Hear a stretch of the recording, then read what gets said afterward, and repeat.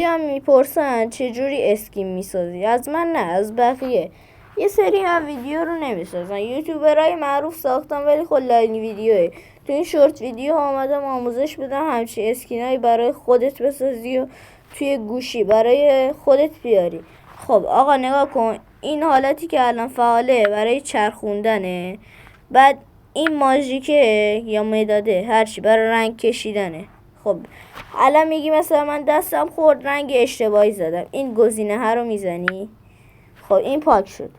بعد مثلا یه رنگی رو از اینجا میای انتخاب میکنی، از اینجا، بعد میزنی. بعد مثلا دوباره میری روی یه رنگ دیگه، میخوای اون رنگ رو بیاری دوباره، ولی خب پیدا نمیتونی، اونجوری سختته. میزنی روی این ماژیکه، بعد از اون رنگ کپی میگیره، بعد دوباره میزنی روی اینو میکشی.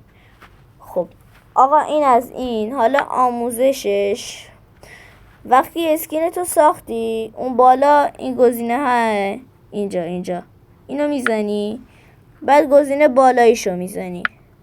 خب این الان یه عکس تو گالریت ذخیره شد. تو شورت ویدیوی بعدی یادت میدم که چجوری این عکس رو، یعنی اسکین عکس یه ذره عجیبه، تو شورت ویدیوی بعدی یادت میدم که چجوری اینو بیاری داخل ماینکرافتت. اگرم خوشت اومد لایک هم بزن.